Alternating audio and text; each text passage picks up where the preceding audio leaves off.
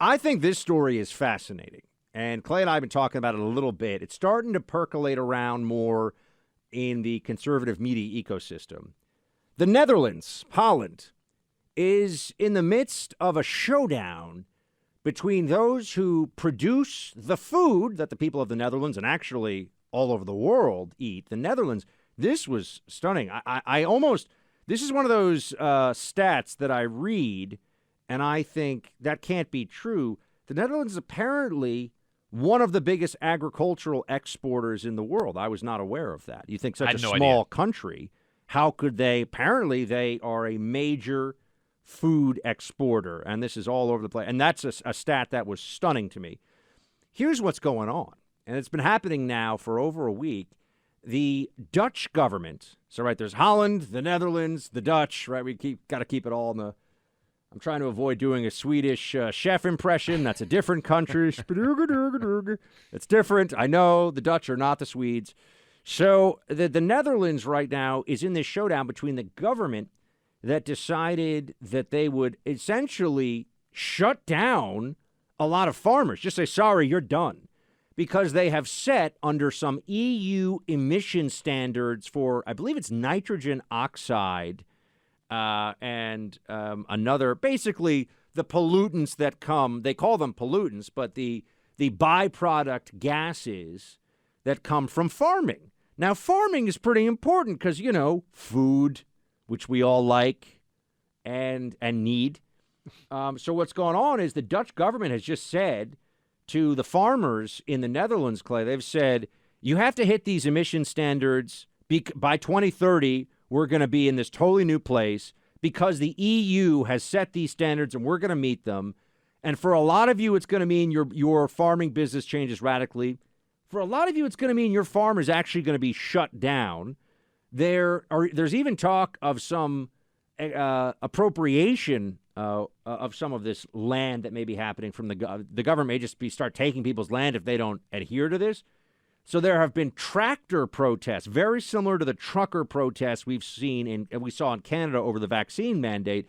They shut down with tractors on the highways the border between the Netherlands and Germany. And there's been some gunfire. Police have shot at some of these protesters already. And this is really concerning, folks, because this is ultimately about climate change, CO2 emissions, other emissions that go into the environment. This is environmentalist tyranny through the lens of the bureaucracy of the EU.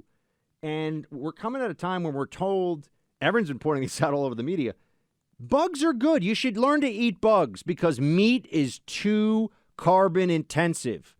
And here we have agriculture being too intensive when it comes to the nitrogen oxide production.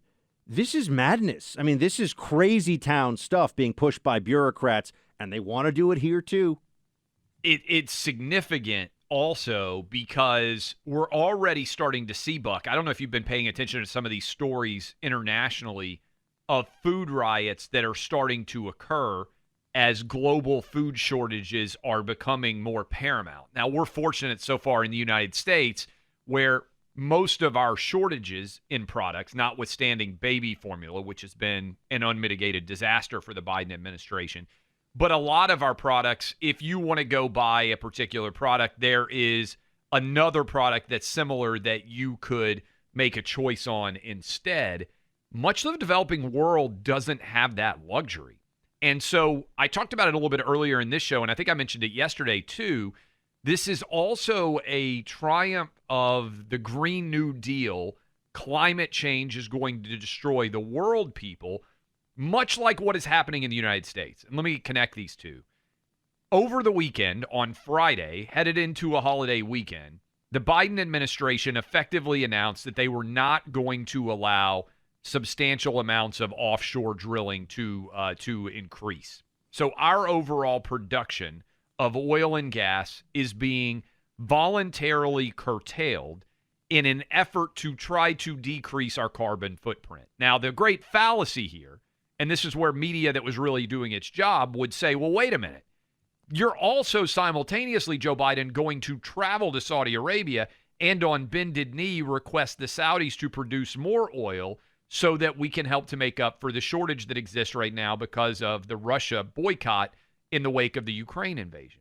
But most in the media aren't pointing that out because they implicitly agree with many of the climate change aspects that are being embraced by the Democrats, but it leads to a total lie in policy, which is producing oil and gas here is not making it safer for the globe to ask more oil and gas to be produced elsewhere. It just allows Democrats to tell their idiot base, oh, we're reducing our carbon footprint here, and instead of making billions of dollars on oil and gas, we are pushing that billions of dollars to these petro dictatorship states.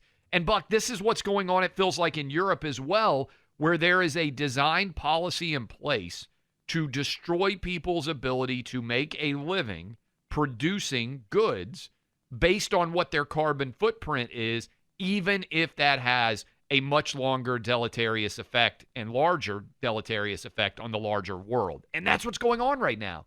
And I think they're connected, and we need to have intelligent people push back against this. But when you see the collision here between, I mean, you're seeing this over and over again. You bring up the energy industry.